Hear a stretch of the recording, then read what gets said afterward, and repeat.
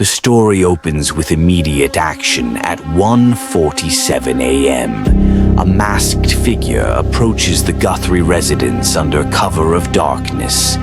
The camera captures gloved hands reaching toward the lens, heavy breathing, the scrape of metal. A flashlight clenched between teeth illuminates desperate movements. The figure freezes, realizing too late that everything has been recorded. Frantic attempts to cover the camera with flowers and brush follow. The screen goes dark. Cut to present day. FBI Director Kash Patel stands before a podium, his face grave. He holds up 4 grainy images that will change everything about this investigation. The nation watches. Savannah Guthrie watches from her home, her hand trembling as she sees the armed stranger who entered her mother's life 9 days ago and erased her from existence. The question hangs in the air like smoke from a fired gun. Who is behind that mask, and where is Nancy Guthrie? This investigation has captivated millions across the country. If you want to follow every development in this case, make sure you're subscribed to this channel and hit that notification bell. The next piece of evidence could break this case wide open, and you won't want to miss it. 9 days earlier, Savannah Guthrie's phone rang at an unusual hour. Her father's voice carried a tremor she'd never heard before. Nancy hadn't answered her phone all morning. The house was locked from the inside, but her car was in the driveway. Her purse sat on the kitchen counter. Her medication, critical for her heart condition, remained in the cabinet untouched. Savannah immediately flew to her parents' home. The scene she encountered was eerily normal. Coffee cups in the sink, a book open on the bedside table, reading glasses folded neatly beside it. But her mother was gone, vanished as completely as if she'd never existed at all. The first responders arrived within 20 minutes. The Pima County Sheriff's Department canvassed the neighborhood. No one had seen anything. No one had heard anything. It was as if Nancy Guthrie had simply dissolved into the Arizona morning air. Detective Marcus Chen led the initial investigation. A 20-year veteran of missing persons cases, he'd seen everything from runaway teenagers to calculated abductions. But something about this case felt different from the start. The house showed no signs of forced entry, no broken windows, no damaged locks. The security system had been armed the night before and disarmed from the inside at 1:52 a.m., 5 minutes after the timestamp on the images that wouldn't be recovered for another 8 days. Chen walked through the house with Savannah and her father. Every room was searched. Every closet opened, every possible hiding place explored. Nancy's clothes hung undisturbed in her closet. Her suitcases remained stacked in the garage. If she'd left voluntarily, she'd taken nothing with her.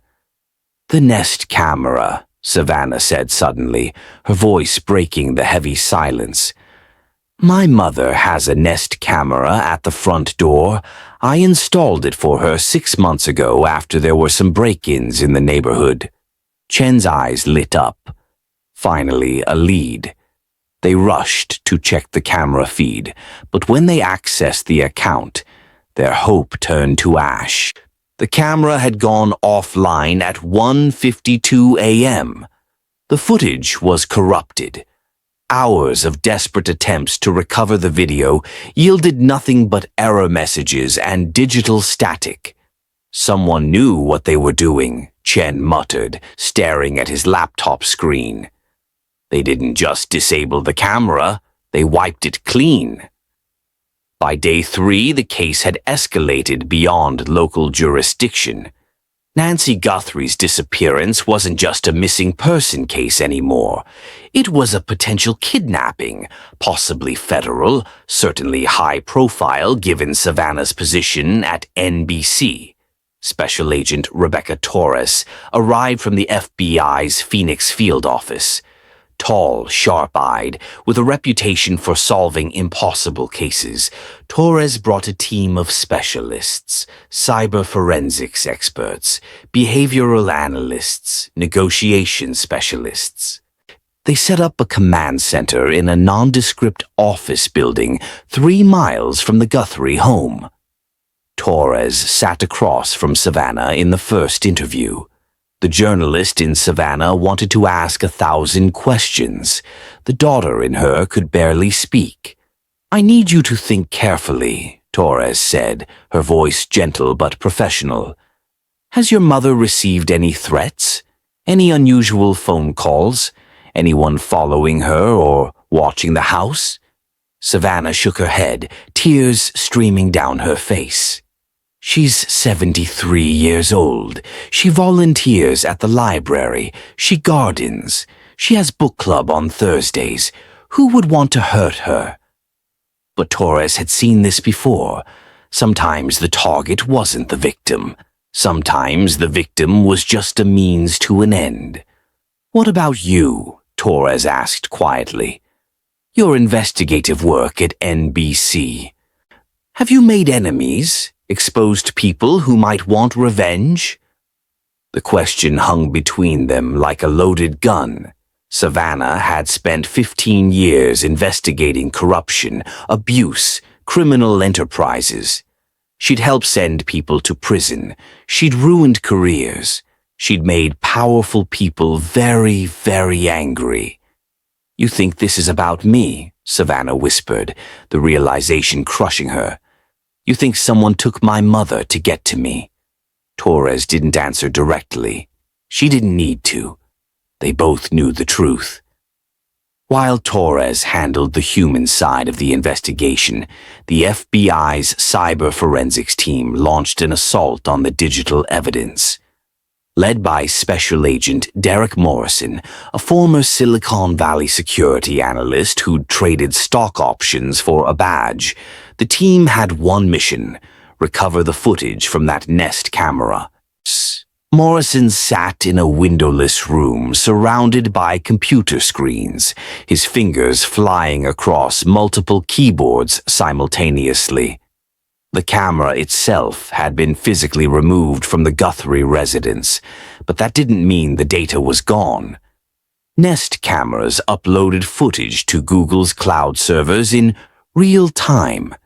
If they could access those back-end systems, there was a chance, a small chance, that fragments of video might still exist. The problem, Morrison explained to Torres during a late-night briefing, is that whoever did this knew exactly what they were doing. They didn't just pull the camera off the wall. They corrupted the data stream at the moment of upload. It's sophisticated, almost professional. Torres leaned forward. "Almost?" "They made one mistake," Morrison said, a thin smile crossing his exhausted face. They were 5 seconds too slow. In those 5 seconds before they killed the connection, the camera uploaded 4 image frames to Google's redundant backup servers.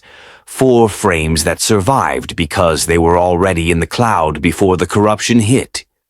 "Can you recover them?" "I already did." Morrison turned his monitor toward Torres.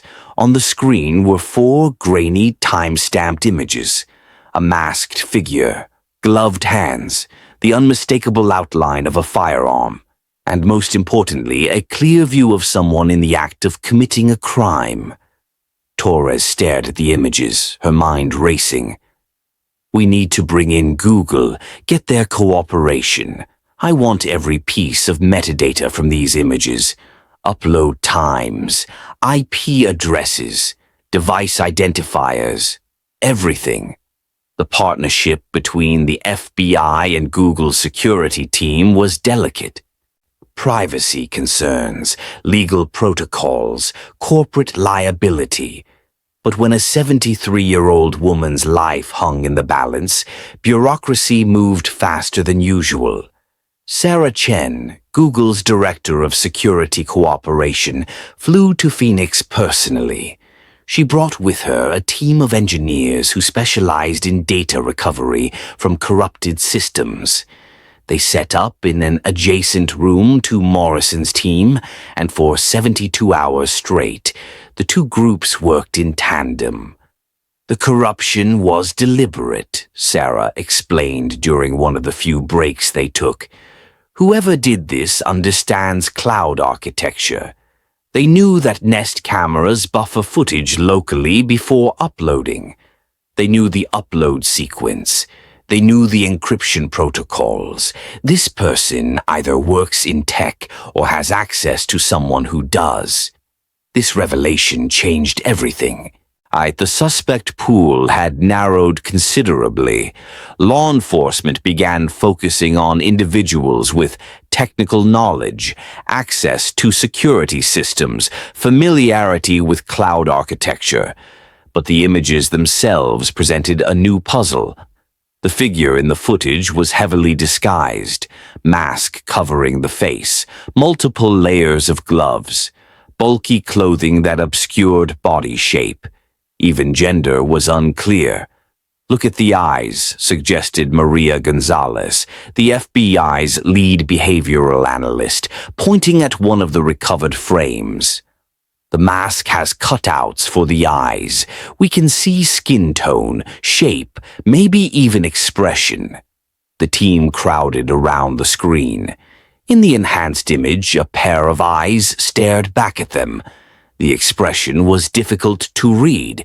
Concentration? Fear? Excitement? The eyes appeared feminine to some analysts, masculine to others. Without more context, without more of the face visible, it was impossible to be certain. 8 days into the investigation, Torres faced a critical decision. They had the images. They had evidence of an armed intrusion. But they had no identification, no solid leads, and most critically, no Nancy Guthrie. The ransom messages had started arriving on day 5, encrypted emails sent through anonymous servers, demands for money, threats of harm. But Torres's negotiation team couldn't verify if any of these messages were legitimate, or if they were just opportunists trying to exploit a high-profile case. "We need to go public," Torres told FBI Director Kash Patel during a secure video conference. "The family has been cooperative. They've waited patiently. But we're not getting anywhere with quiet investigation. We need eyes on these images. Someone, somewhere, knows who this person is." Patel considered this carefully. Going public had risks. It could spook the kidnapper. It could trigger a violent response. But it could also generate the lead they desperately needed. "Prepare a press conference," Patel decided. "I'll handle it personally. This case is too important to delegate." Savannah Guthrie learned about the press conference 30 minutes before it happened. Torres called her personally. "We're releasing the images," Torres said without preamble. "We need the public's help." Savannah's breath caught. "You're sure? What if whoever has her sees the press conference and panics? What if—" "We've considered every possibility," Torres interrupted gently. "But the truth is, we've exhausted our quiet options. See, your mother needs the entire country looking for her now." FBI Director Kash. Patel stood before a wall of cameras and microphones, the weight of the entire investigation visible in the lines of his face. Behind him, projected on a large screen, were the 4 recovered images. 9 days ago, Patel began, his voice carrying the authority of his office and the urgency of the situation. Nancy Guthrie disappeared from her home in Arizona. Today, we're releasing security camera images that show an armed individual tampering with surveillance equipment at the Guthrie residence at approximately 1:47 a.m. on the morning of her disappearance. The room erupted. Cameras flashed. Reporters shouted questions. But Patel continued, his voice cutting through the chaos. This person is masked, gloved, and carrying what appears to be a firearm. We are asking anyone who recognizes this individual, the clothing, the backpack, or anything else in these images to contact the FBI immediately. He paused, letting the gravity of the moment sink in. Nancy Guthrie is a mother, a grandmother, a valued member of her community. She requires daily medication for a heart condition. Every hour that passes puts her life in greater danger. If you have any information, no matter how insignificant it may seem, please call our tip line at 1-800-CALL-FBI. The press conference lasted 45 minutes. Every major news network carried it live. Within an hour, it had been viewed millions of times online. The FBI tip line was immediately flooded with calls. The public response to these images was immediate and overwhelming. Thousands of tips poured in within the first hour alone. If you're following this investigation and want updates as they happen, make sure you've liked this video and subscribe to the channel. Drop a comment below with your thoughts on the case. Investigators actually monitor social media for potential leads, and your observation could be the key to bringing Nancy home.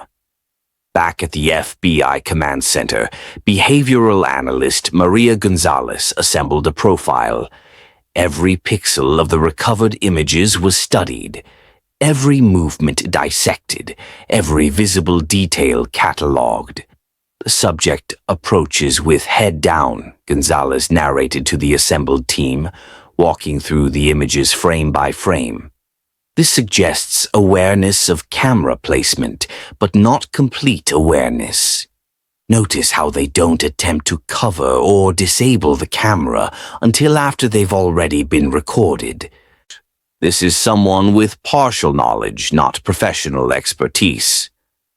Could be their first time, suggested Detective Chen from the Pima County Sheriff's Department, who'd remained on the task force as a local liaison. Possibly, Gonzalez agreed. But look at the equipment. The backpack is substantial, well-packed. The firearm is carried in an appendix holster, suggesting familiarity with concealed carry. The gloves appear to be layered, possibly latex or vinyl under a second layer. This is someone who planned this carefully. Except they forgot about the camera until it was too late, Morrison pointed out from his corner, surrounded by computer screens. Which tells us what? Torres asked, testing her team. That they're not a professional criminal, Chen answered. A professional would have disabled all surveillance before approaching. This person either didn't know the camera was there until they got close, or they thought they could corrupt the footage quickly enough that it wouldn't matter. They almost succeeded, Morrison added. If not for those 5 seconds, we'd have nothing. Gonzalez pulled up a close-up of the suspect's eyes. Gender is unclear. The eyes read feminine to some observers, but the body structure suggests male. The presence of what appears to be facial hair, possibly a mustache, leans toward male identity, but it could also be shadow or even a disguise under the disguise. Height? Torres asked. Difficult to determine with the crouched posture, Gonzalez admitted. But using the doorway arch as reference, we estimate between 5'7" and 5'10".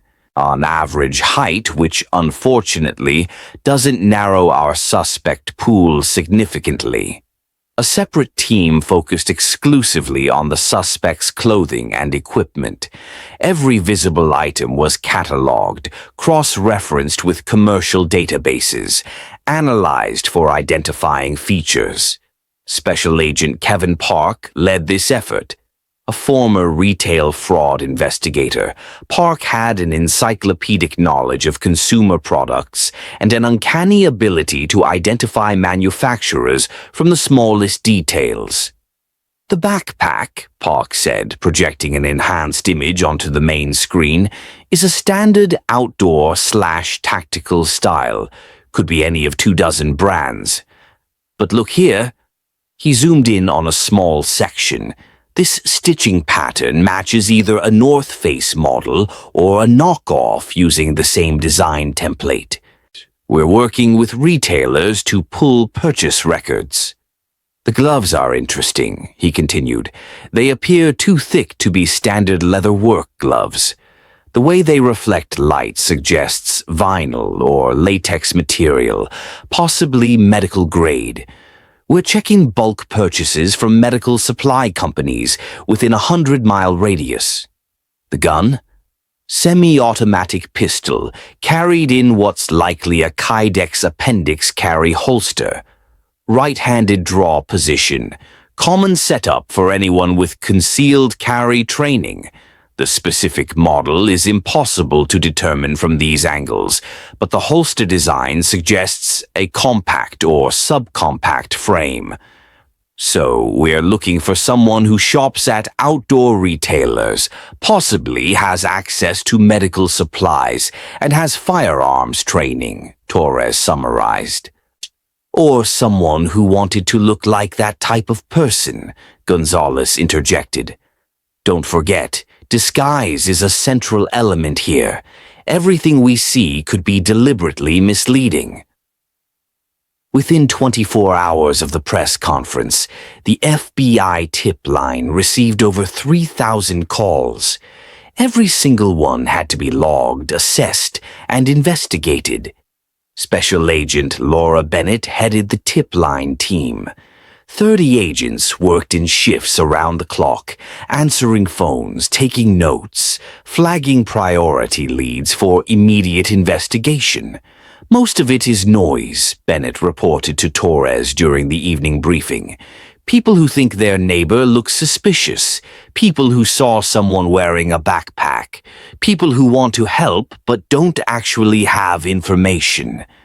But buried in there are some legitimately interesting leads. She pulled up her prioritized list. We have 7 calls from people who recognize what they think is the same backpack. All of them identified it as a North Face Terra 65, available at multiple retailers but with a distinctive pocket configuration visible in Image 3. We're cross-referencing those callers' locations with purchase records. 18 calls about the gloves. 14 of those specifically mentioned that they look like the vinyl gloves used in food service or medical settings. Multiple layers would explain the bulk. We're checking employment records for anyone in those industries within the target area. And here's the one that concerns me most, Bennett continued, her expression darkening. The 6 different callers reported seeing someone matching this description, masked, backpack, acting suspicious, in the neighborhood surrounding the Guthrie residence in the week before the disappearance. Torres leaned forward. Same person all 6 times. Unknown. The descriptions are vague. Someone acting weird. A person watching houses. Somebody who didn't belong. Nothing concrete enough to build a case on, but together they suggest pattern surveillance. This wasn't spontaneous, Torres said, more to herself than to Bennett. Whoever took Nancy Guthrie studied the house, studied the neighborhood, studied her routine. They planned this for days, maybe weeks. The investigation team began recanvassing the neighborhood with this new information. Door to door, house by house. You asking residents to think back over the previous 2 weeks. Had they seen anyone unfamiliar? Any vehicles that didn't belong? Anyone asking questions about the Guthrie family? Mrs. Eleanor Patterson, who lived 3 houses down from the Guthries, remembered something. There was a person, she told Detective Chen, her elderly hands wrapped around a cup of tea that had long gone cold. Maybe a week before Nancy disappeared, I was walking my dog in the evening, and there was someone sitting in a car near the corner. Just sitting there. When I walked by, they started the car and drove away. Can you describe the car? Dark-colored, maybe blue or black. It was already getting dark, so I'm not certain. The person? I couldn't see much. They were wearing a hat or hood. I remember thinking it was odd because it wasn't cold. It wasn't much, but it was something. While the FBI worked their leads, the Guthrie family lived in a special kind of hell, waiting, hoping, fearing the worst while praying for the best. Savannah had taken indefinite leave from NBC. She couldn't imagine returning to the anchor desk while her mother was missing, possibly suffering, possibly worse. She stayed in Arizona, camping in the FBI command center, refusing to sleep, barely eating. Her father, Richard Guthrie, aged visibly with each passing day. A retired engineer, he was a man who'd spent his life solving problems through logic and mathematics. But there was no equation for this, no formula that would bring his wife home. She needs her medication, Richard told Torres for perhaps the 100th time. Her heart. Without her medication, He couldn't finish the sentence. Torres had heard this same desperate plea from countless family members over her career. The medication, the medical condition, the ticking clock that turned every missing person case into a race against time.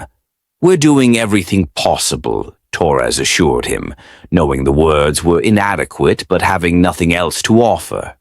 Savannah decided to make her own public appeal.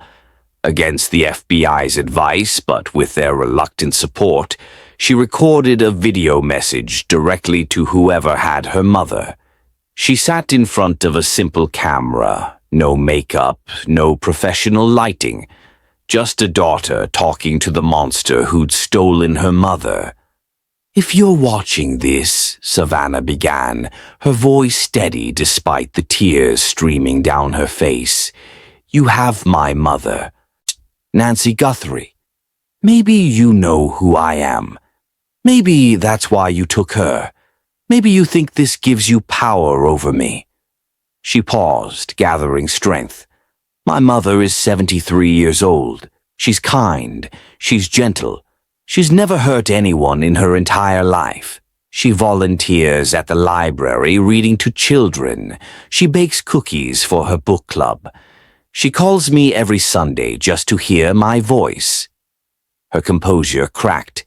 "She has a heart condition. She needs medication every day. Without it, she could die. Please, whoever you are, whatever you want from me, from my family, I'm begging you, let her take her medication. Let us know she's alive. We'll do whatever you ask. Just please, please don't hurt her." The video went viral within hours. Millions of views, thousands of shares.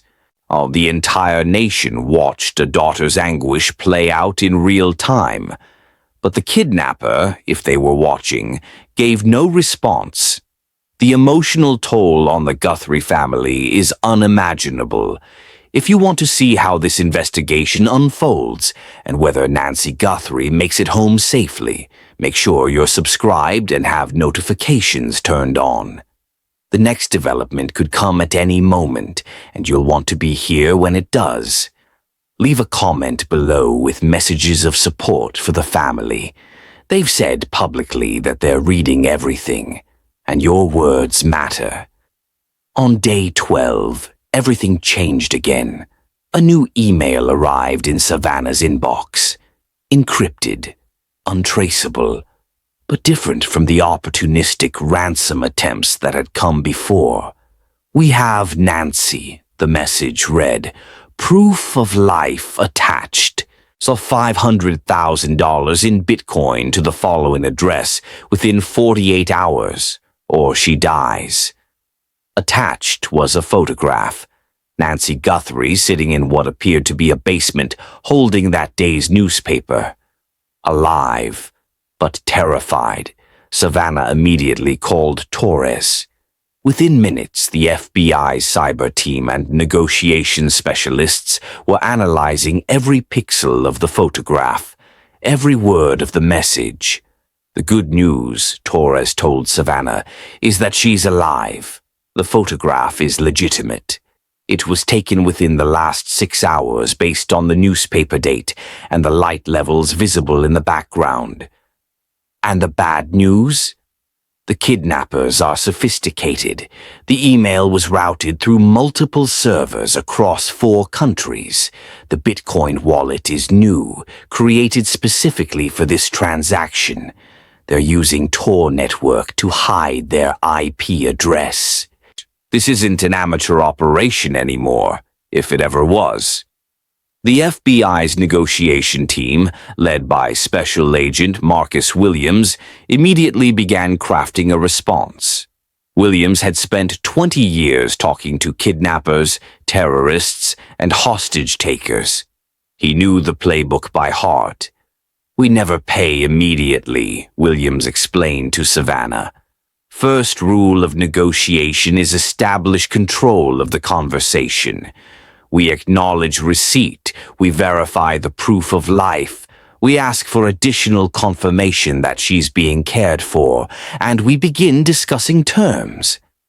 But they said 48 hours. "Deadlines are almost never real," Williams interrupted gently. "They're a pressure tactic. If we jump immediately, we lose negotiating power. We need to slow this down, gather information, and most importantly, I buy time for the investigation to work." The response was carefully crafted.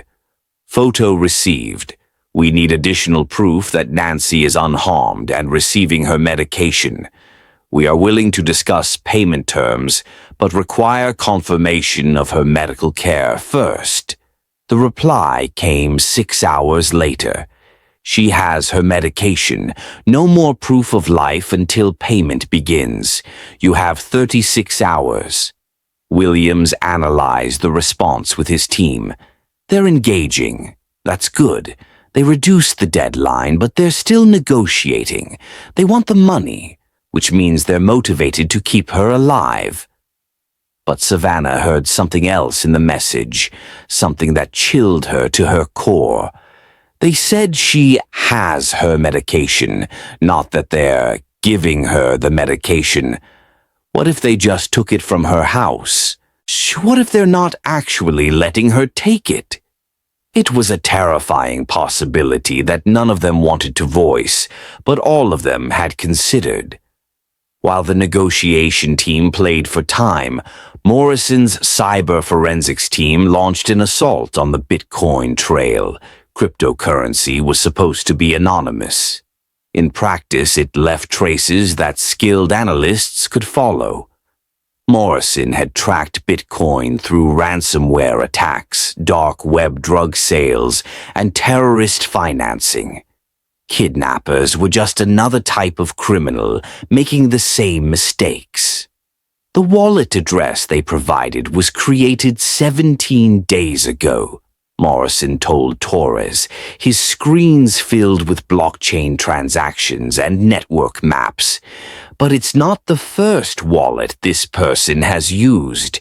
The Bitcoin that's already in this wallet came from 3 other wallets, which came from exchanges, which required identity verification. So we can trace it back. We're trying. The problem is they're using mixers, services that deliberately obscure the transaction chain by routing Bitcoin through hundreds of intermediary wallets. But mixers aren't perfect. They leave patterns, and patterns can be analyzed.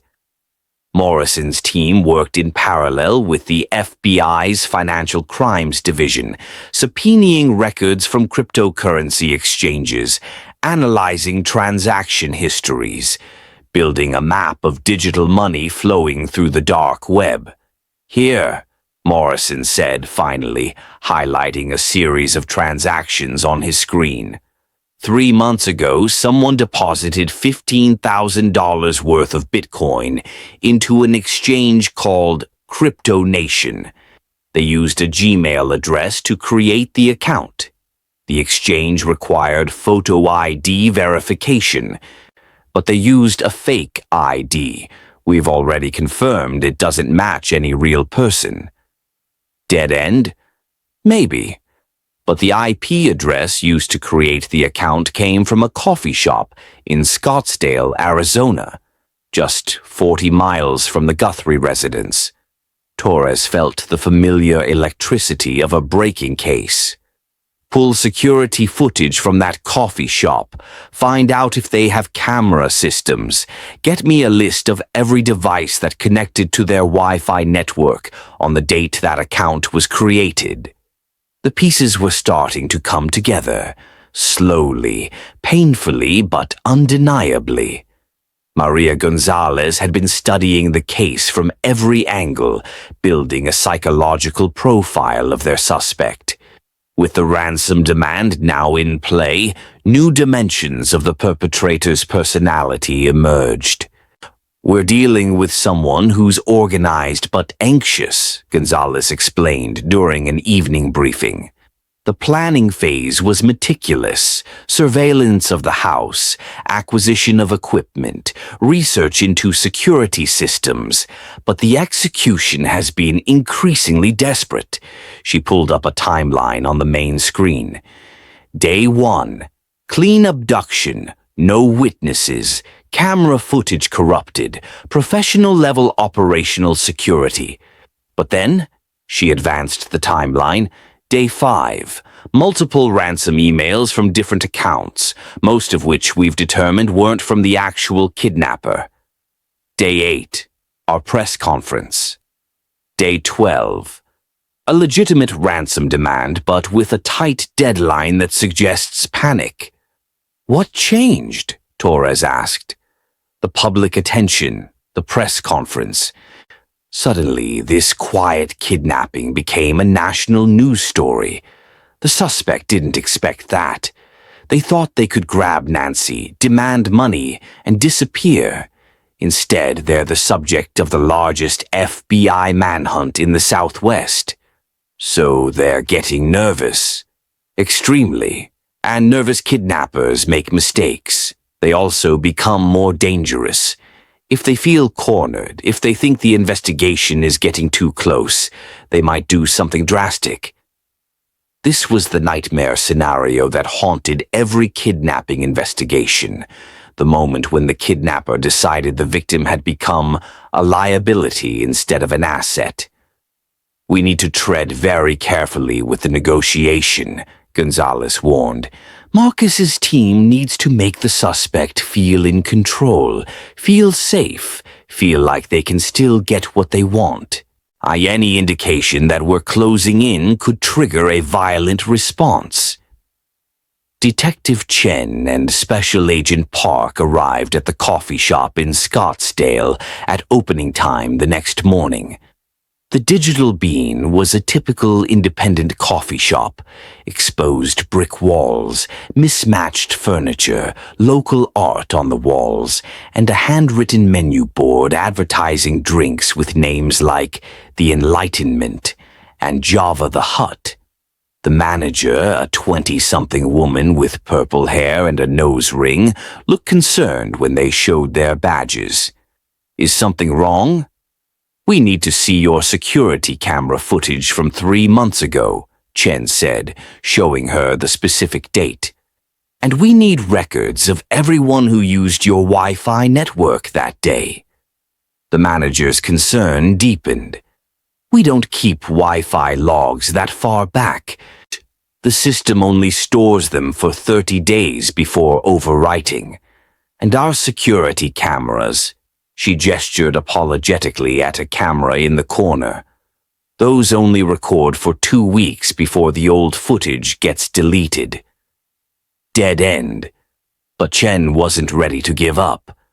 "What about credit card receipts? Do you keep those?"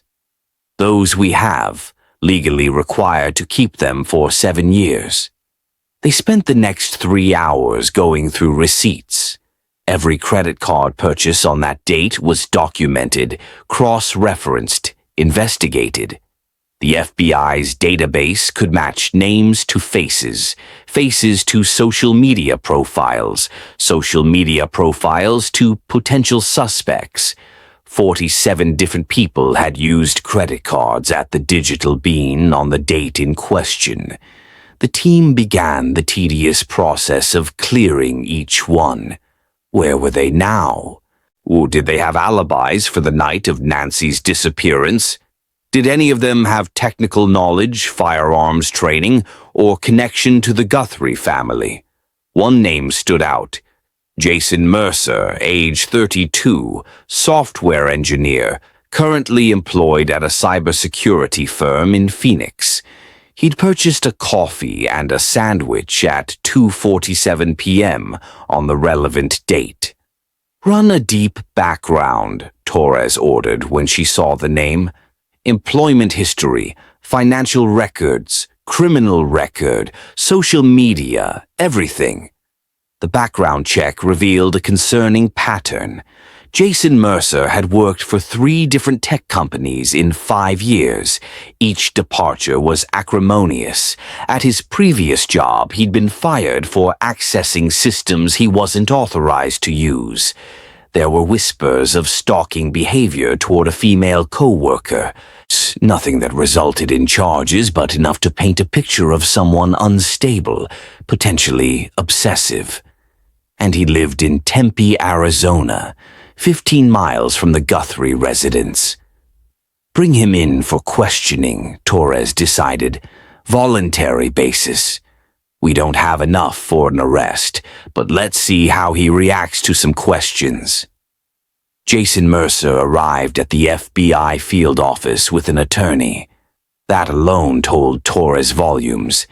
Innocent people generally came alone, eager to help. Guilty people lawyered up. Torres and Chen sat across from Mercer in the small interrogation room. The attorney, a sharply dressed woman named Diane Rothman, sat beside her client with the watchful intensity of a predator, ready to protect its young. "Thank you for coming in voluntarily, Mr. Mercer," Torres began. "We're investigating the disappearance of Nancy Guthrie. I assume you've seen the news coverage?" "Who hasn't?" Mercer replied. His voice was calm, almost bored. "It's been wall to wall for 2 weeks. We'd like to ask you some questions about your whereabouts on the night of February 1st. "My client is under no obligation to answer that," Rothman interjected immediately. "We're not accusing your client of anything," Torres said smoothly. "We're just trying to eliminate potential witnesses from our investigation. Mr. Mercer's name came up in connection with a coffee shop we're looking at. Purely routine." Torres was lying, of course. Nothing about this was routine. But the dance of interrogation required certain steps, certain rhythms. Mercer looked at his attorney, who gave a slight nod. "I was home, alone, watching Netflix. Can anyone verify that?" "No, I live alone." "What about your phone's location data? That could corroborate your account." For the first time, Mercer's composure flickered. Just for a moment, but Torres saw it. The slight widening of the eyes, the pause before answering. "I'd have to check my records," he said finally. Torres slid a photograph across the table, one of the images from the Guthrie security camera. "Do you recognize this person?" Mercer barely glanced at it. "No. Should I?" This person was captured on security camera at the Guthrie residence on the morning Nancy Guthrie disappeared. They're wearing a backpack similar to one registered to you on an outdoor enthusiast forum you frequent. This was a bluff. The backpack was too generic to definitively match to any individual. But bluffs worked when the target was already nervous. "Lots of people have North Face backpacks," Mercer said, his voice tight. "This is harassment." "This interview is over," Rothman announced, standing. "If you have actual evidence against my client, charge him. Otherwise, we're leaving." They left, but Torres wasn't disappointed. She'd seen what she needed to see. The nervousness, the defensive posture, the too quick denial. "He's involved," Chen said as soon as the door closed. "Maybe not as the one who physically took Nancy, but he knows something." "Get a warrant for his phone records, his computer, his apartment," Torres ordered, "and put surveillance on him. If he's working with someone, he might lead us to them." Special Agent Luis Rivera headed the surveillance team. A specialist in counter-surveillance and covert operations, Rivera could follow a target through a crowded airport without ever being noticed. They picked up Jason Mercer outside his apartment building at 7:15 a.m. the next morning. He drove a silver Honda Civic, took surface streets instead of the highway, and stopped at a different coffee shop, not the Digital Bean, for his morning caffeine. "Subject is exhibiting counter-surveillance behavior," Rivera radioed to the command center. "Checking mirrors frequently, varying his route, stopping unexpectedly." "Does he know he's being followed?" "Unknown, could just be naturally paranoid, especially after yesterday's interview." Mercer went to work at his cybersecurity firm in Phoenix. Normal day, normal routine. But at 5:47 p.m., something changed. He left work carrying a laptop bag but didn't go to his car. Instead, he walked 3 blocks to a different parking garage and got into a blue Toyota Camry that wasn't registered to him. "We've got to switch," Rivera radioed. "Subject just got into a vehicle registered to..." He checked his database. Christine Yang, also employed at the same cybersecurity firm. "Is Yang in the car with him?" "Negative. He's alone." Mercer drove the Toyota to a storage facility in Mesa. He parked, looked around carefully, then used a keycard to access the facility. He was inside for 18 minutes. The surveillance team couldn't follow without blowing their cover, but they photographed everything. License plates of other vehicles, individuals entering or leaving. The unit number Mercer accessed. "We need a warrant for that storage unit," Torres said when she received Rivera's report, "and find out who Christine Yang is and why Mercer has access to her car." Christine Yang was 28 years old, a data analyst at the same cybersecurity firm where Mercer worked. Background check revealed nothing alarming. No criminal record, stable employment history, active social media presence. But when agents interviewed her co-workers, a different picture emerged. "Jason is obsessed with her," one colleague told Agent Park, speaking on condition of anonymity. "He asks about her constantly, tries to work on projects with her, shows up at her desk with coffee she didn't ask for." "Has she complained?" "To HR, yeah, 3 times. But Jason's good at his job and he's never technically crossed the line into anything actionable. Just creepy." When agents spoke to Christine Yang herself, she confirmed the harassment. "He makes me uncomfortable," she said, sitting in her living room while agents asked questions. "He has this way of just appearing wherever I am. The break room, the parking garage. Once I saw him at my gym, even though he lives on the other side of town. Has he ever asked to borrow your car?" Christine's face went pale. "How did you know?" "He said his car was in the shop last week, asked if he could borrow mine for a couple days. I said no, but..." She paused, realization dawning. My spare key. I keep it in my desk at work. Oh my God, do you think he took it? Agent Park kept his expression neutral. When was this? The same week that woman disappeared, the news anchor's mother. The timeline was coming together. Mercer had access to Christine's car during the relevant time period. He'd used it to visit a storage unit, and surveillance footage from Christine's apartment building, subpoenaed within hours, showed Mercer in the parking garage late at night near Christine's vehicle 3 days before Nancy Guthrie vanished. "We have enough for a search warrant," Torres declared. "Hit the storage unit first, then his apartment, then his office. I want everything he's touched in the last month." The raid on the storage unit happened at dawn. Torres led the team personally, accompanied by agents from the FBI's Evidence Response Team, fully equipped to process a potential crime scene. The storage unit was registered under a false name, paid for with a prepaid debit card that couldn't be traced. When they cut the lock and raised the door, Torres's flashlight beam revealed a space that confirmed their worst fears and best hopes simultaneously.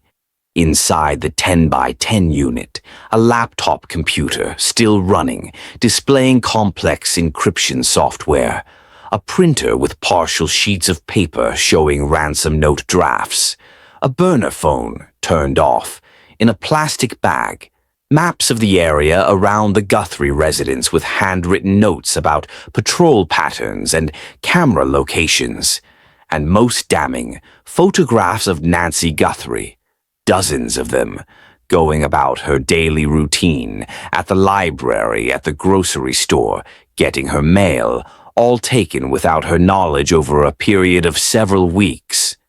"He's been stalking her," Agent Park said, his voice tight with controlled anger. This wasn't a spur-of-the-moment kidnapping. This was planned meticulously. But there was one thing notably absent from the storage unit, anything indicating where Nancy Guthrie was currently being held. Torres called the negotiation team. "Williams, we need to accelerate the ransom negotiation. We found the suspect's planning center, but the victim isn't here. If we arrest Mercer now without knowing where she is, she could die before we can get him to talk. How long can you delay the arrest? Hours. Maybe a day if we're lucky. His attorney might already be wondering why we haven't brought him back in. Then I need to push the kidnapper into a face-to-face exchange," Williams said. "It's risky, but it's our best shot at finding her location." The negotiation took on new urgency. Williams's team crafted a message. "We have the Bitcoin ready, but we need to see Nancy in person before the transfer. No payment without confirmation she's alive and unharmed." The response came 3 hours later. "Midnight, Papago Park. Come alone or she dies." Papago Park was a sprawling desert preserve on the eastern edge of Phoenix. Hundreds of acres of hiking trails, rock formations, and isolated spaces where anything could happen without witnesses. Torres assembled her team in the command center. The tactical unit would be there, hidden in the desert, equipped with night vision and long-range surveillance equipment. Snipers would be positioned on the rock formations with clear sight lines. Negotiators would monitor communications. Medical personnel would be standing by. But one element was still being debated. "I should be the one making the exchange," Savannah Guthrie said, her voice leaving no room for argument. "It's my mother. Whoever this is, they targeted her because of me. I need to be there." "Absolutely not," Torres said flatly. "You're not trained for this. You could be walking into a hostage situation where you become the second victim." "Then train me. You have—" Savannah checked her watch. 10 hours. Teach me what I need to know." They argued for 20 minutes, but Savannah was immovable. Finally, Williams offered a compromise. "I'll go with her. We'll both approach the exchange point. If the kidnapper wants Savannah there specifically, having me beside her might actually increase Nancy's chances. Two hostages are harder to control than one, which means the suspect might be more willing to negotiate rather than escalate." It wasn't a perfect plan. But perfect plans didn't exist in kidnapping negotiations. They spent the rest of the day preparing. Savannah was fitted with a wire, not to record, the kidnapper would check for that, but to transmit her location in real time. She was taught basic situational awareness, how to assess threats, when to drop to the ground if shooting started. "Your only job is to survive," Williams told her during one of the training sessions. "You don't try to be a hero. You don't make sudden movements. You do exactly what I tell you, when I tell you. Understood?" Savannah nodded, but her mind was elsewhere. In 10 hours she might see her mother again, or she might watch her die. Meanwhile, Torres confronted the Jason Mercer problem. They'd confirmed he was the kidnapper. The evidence from the storage unit was overwhelming. But they didn't know if he was working alone. And most critically, they didn't know where Nancy was being held. Surveillance showed Mercer at his apartment, seemingly unaware of the net closing around him. He'd made no calls, sent no suspicious emails. Either he was extremely disciplined, or he had a partner handling communications. "We maintain surveillance until the exchange," Torres decided. "If Mercer moves toward Papago Park, we grab him before he gets there. If he stays put, we proceed with the exchange and hope whoever shows up can tell us where Nancy is." Savannah and Williams arrived at the designated location at 11:45 p.m. The parking area was empty, illuminated by a single flickering streetlight that cast long shadows across the desert landscape. "Stay close," Williams said, his hand near his concealed firearm. "Remember, and I'll do the talking. You're just here to show them we're serious about getting your mother back." They walked up the trail, their footsteps crunching on gravel. Night vision-equipped tactical teams paralleled them from 50 yards away, invisible in the darkness. Snipers scanned the area through high-powered scopes. At the designated meeting point, a natural clearing surrounded by distinctive red rocks, they stopped and waited. Midnight came and went. 1 minute, 5 minutes, 10. "This could be a test," Williams whispered, "seeing if we brought backup." At 12:17 a.m., a figure emerged from behind a rock formation. Not Jason Mercer. A woman, approximately 5'8", wearing dark clothing and a mask similar to the one in the security camera images. She held a phone in one hand and what appeared to be a remote control in the other. "Stop right there," the woman called out. Her voice was distorted, run through some kind of voice modulator that made it sound mechanical and inhuman. "Where's the money?" "Where's Nancy?" Williams replied calmly. "The money first." "That's not how this works. We need proof of life before any transfer happens." The woman held up her phone. On the screen, they could see a live video feed. Nancy Guthrie, sitting in a chair in what appeared to be a basement, looking exhausted but alive. "There's your proof. Now the money." Savannah couldn't help herself. "Mom!" she cried out, stepping forward. The woman pressed a button on the remote. Nancy jerked in the chair, her body convulsing. "Shock collar," the woman said coldly. "Next time I press it." "I don't let go. Where's the fucking money?" Williams grabbed Savannah's arm, holding her back. The Bitcoin transfer requires an internet connection. We need to know the wallet address you want it sent to.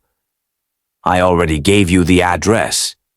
The exchange rate has changed since then. Current value of $500,000 is different than it was 3 days ago. We need confirmation of the exact amount. It was a stalling tactic, and the woman seemed to know it. But she was also committed to the exchange now. She'd shown herself. The FBI had her on camera from multiple angles. "Fine," she said, and began reading out a long string of numbers and letters. A Bitcoin wallet address. While Williams pretended to enter the information into his phone, Torres's voice came through his hidden earpiece. "We've got facial recognition working on her. See standby."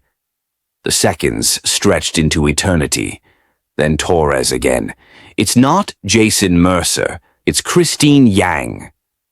Williams's blood ran cold. Christine Yang. The woman Mercer had been obsessed with. But how did she fit into this? Before he could process it, Yang seemed to realize something was wrong. Maybe she saw movement in the rocks. Maybe tactical teams weren't as invisible as they'd thought. Maybe it was just instinct. She turned and ran.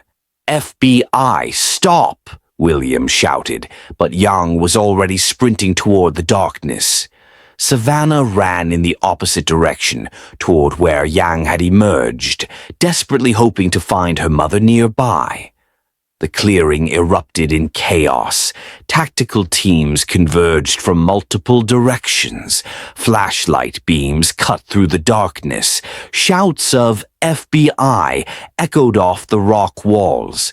Savannah ran blindly. See Williams' training forgotten, driven only by the need to find her mother.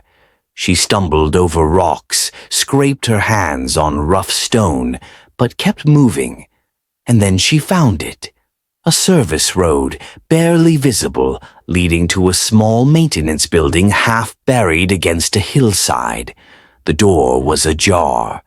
Savannah pushed through the door without thinking, without waiting for backup, without considering her own safety. Inside was darkness and the smell of earth and fear. "Mom," she called out. A muffled sound came from deeper in the building. Savannah used her phone flashlight to navigate through what appeared to be a storage area for park maintenance equipment. Lawn mowers, rakes, bags of fertilizer, and in the back corner a chair. Nancy Guthrie was bound to it, a shock collar around her neck, duct tape over her mouth, but alive. Alive and conscious, and looking at her daughter with eyes that held 2 weeks of terror and hope. "Mom!" Savannah ran to her, hands shaking as she tried to remove the tape. "Don't touch the collar." Williams's voice came from behind her. He'd followed, and now he knelt beside Nancy, examining the device. "Let me check this first. Some of these have anti-tampering mechanisms." Within minutes, the building was flooded with FBI agents and medical personnel. A bomb tech carefully disabled the shock collar. Paramedics cut Nancy free from the chair and immediately began assessing her condition. "Her vitals are weak," one paramedic reported. "Heart rate is irregular. She needs hospital care immediately." As they loaded Nancy onto a stretcher, she grabbed Savannah's hand with what little strength she had left. "Two," Nancy whispered, her voice raw from disuse. "There were 2 of them." Savannah's blood froze. "What?" But Nancy had lost consciousness, and the paramedics were rushing her toward the waiting ambulance. 2 kidnappers. Christine Yang was in custody, tackled by tactical agents before she'd made it 50 yards. But Jason Mercer was still out there, and he'd just realized his partner had been caught. Surveillance on Mercer's apartment reported movement at 12:41 a.m., just minutes after Yang's capture. He emerged from his building carrying a duffel bag and moving with obvious urgency.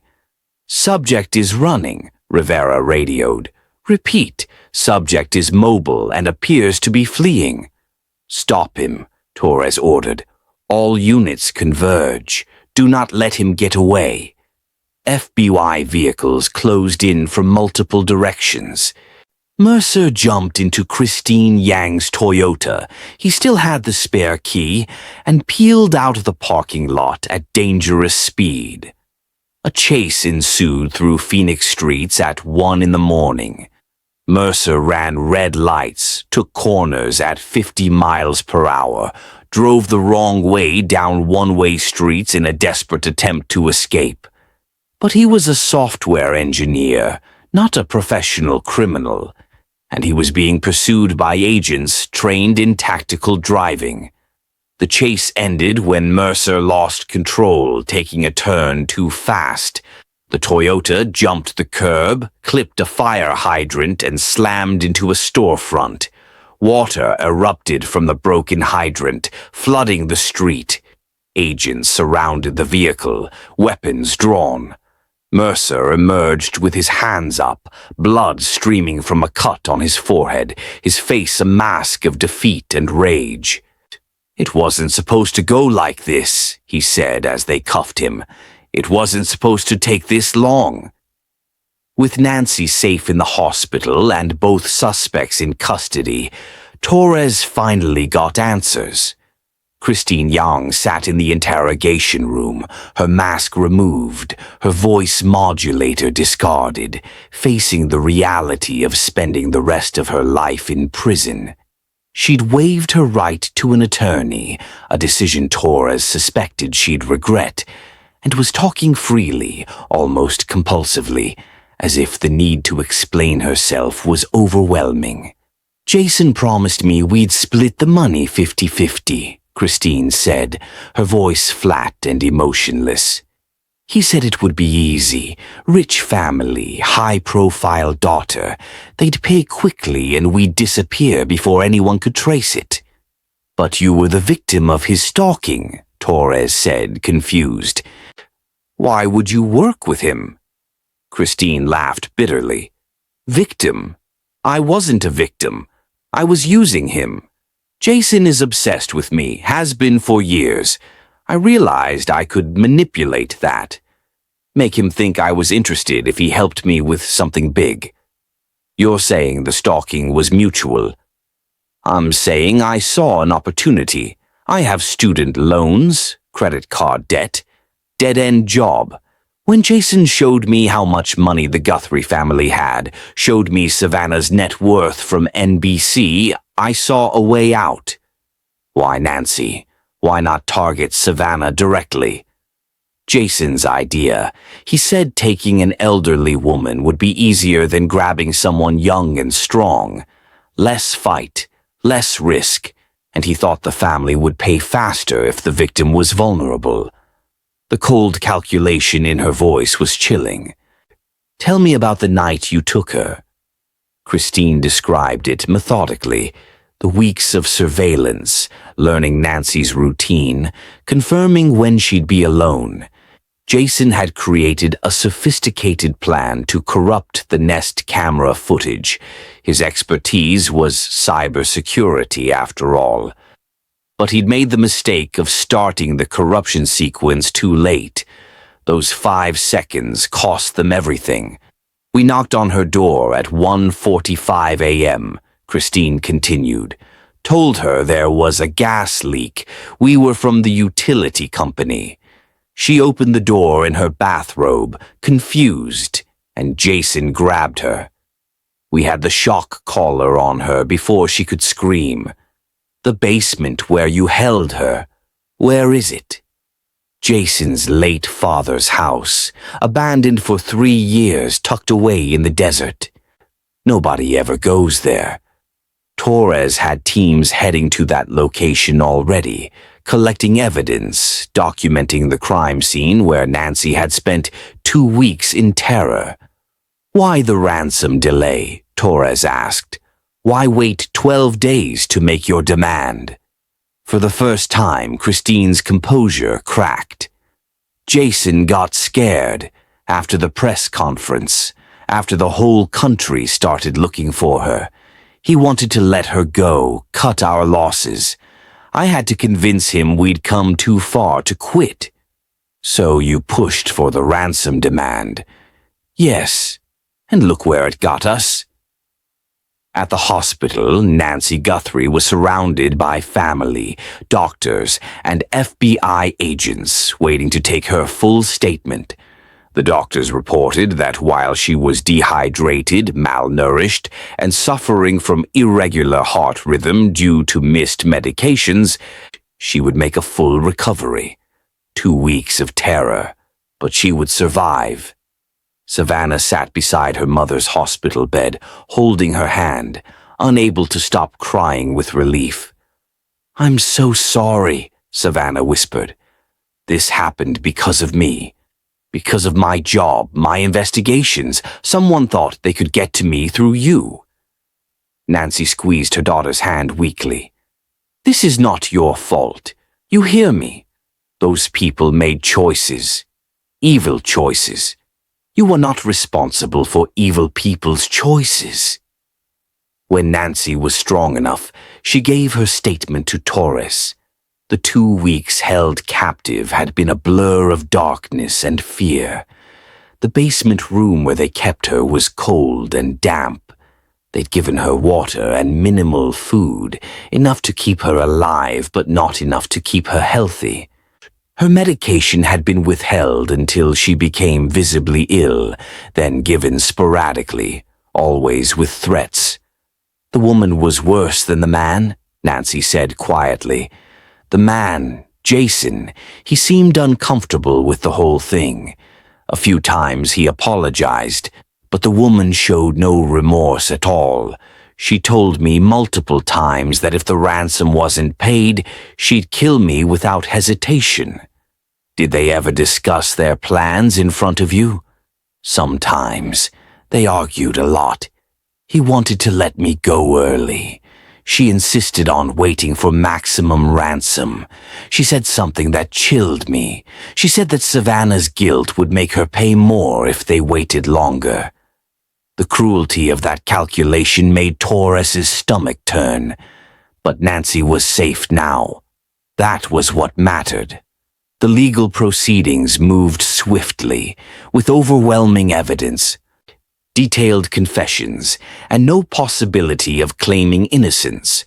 Both Jason Mercer and Christine Yang accepted plea deals to avoid the death penalty. Mercer was sentenced to 40 years in federal prison without possibility of parole. Kidnapping, extortion, assault, and a dozen other charges. His obsessive behavior toward Christine, documented in thousands of texts and emails that were recovered from his computers, painted a picture of a deeply disturbed individual who'd allowed himself to be manipulated into horrific crimes. Christine Yang received life in prison without parole. The judge, noting her complete lack of remorse and her leadership role in planning the kidnapping, called her one of the most callous criminals I have encountered in 30 years on the bench. During her sentencing hearing, Savannah Guthrie gave a victim impact statement that was later called one of the most powerful ever delivered in federal court. "You saw my mother as a transaction," Savannah said, looking directly at Christine, "as a means to an end. A 73-year-old woman who has spent her life helping others, reduced in your mind to a dollar amount." Her voice broke, but she continued. "You kept her in darkness for 14 days. You withheld her medication. You put a shock collar around her neck and treated her like an animal. And for what? Student loans? Credit card debt? There is no amount of money that justifies what you did." The courtroom was silent except for the sound of Savannah's voice and Nancy's quiet crying from the gallery. My mother will recover physically, but the psychological scars will never fully heal. She wakes up screaming from nightmares. She can't be alone in a room without panic. She flinches at sudden sounds. You stole her sense of safety in the world." Savannah paused, gathering herself. "I hope you have a very, very long life in prison. I hope you have decades to think about what you did. And I hope you never know a moment's peace." The sentencing brought some closure to the Guthrie family, but the journey to recovery was just beginning. If you followed this entire investigation from the first mysterious security camera images to the final courtroom showdown, please hit that like button and subscribe to the channel. Cases like this remind us why investigative journalism and public awareness matter. Drop a comment below with your thoughts on how this case unfolded and whether justice was truly served. Nancy Guthrie stood in her garden, the Arizona sun warm on her face. 6 months had passed since the kidnapping, 6 months of therapy, healing, and slowly rebuilding her sense of safety in the world. The physical scars had healed. Her heart condition had stabilized with proper medication and careful monitoring. She'd regained the weight she'd lost during her captivity. But the psychological scars remained. She still slept with the lights on. She still checked and rechecked the locks on all doors and windows. She still jumped at unexpected sounds. Savannah visited every weekend, flying from New York to spend time with her mother. Their relationship had deepened through the shared trauma. Nancy no longer took for granted a simple phone call with her daughter. Savannah no longer rushed through conversations or cut visits short for work obligations. "The garden looks beautiful," Savannah said, joining her mother among the flowers. "You've been busy." "Therapy helps," Nancy replied with a small smile. "But so does this. Getting my hands in the dirt, making things grow, reminding myself that life continues." They stood in comfortable silence for a moment. "I'm proud of you, you know," Nancy said finally. "The way you handled everything, the public appeals, working with the FBI, your victim impact statement at the sentencing. I was terrified the entire time. Courage isn't the absence of fear, it's acting despite the fear." Savannah hugged her mother. "See careful not to squeeze too tight." Nancy still had tender ribs from where the restraints had bruised her during the captivity. "I love you, Mom." "I love you too, sweetheart." Inside the house, new security cameras monitored every entrance. A panic button sat on Nancy's nightstand. Local police did extra patrols past the house. The FBI had recommended all these measures, and the Guthrie family had implemented every single one. Because while Jason Mercer and Christine Yang were behind bars, the trauma they'd inflicted lived on. But Nancy was a survivor. She'd endured 2 weeks of hell and emerged on the other side. She testified at trial with dignity and strength. She'd faced her captors in court and refused to show fear. And now, 6 months later, she was reclaiming her life, one day at a time, one flower planted. One phone call with her daughter. One evening, reading to children at the library, she'd returned to volunteering last month, determined not to let the kidnappers take that from her. The FBI had closed the case. The evidence had been catalogued. The arrests had been made. The convictions secured. But for Nancy and Savannah, it would never truly be over. It would just be something they learned to live with. Savannah's investigation at NBC had uncovered that Christine Yang had been researching the Guthrie family for months before the kidnapping. She'd downloaded articles Savannah had written, studied the family's public appearances, and calculated their approximate net worth from public records. The planning had been meticulous. The execution had been flawed. And in the end, see 4 images from a security camera, 5 seconds of footage that escaped deletion, had brought the whole conspiracy crashing down.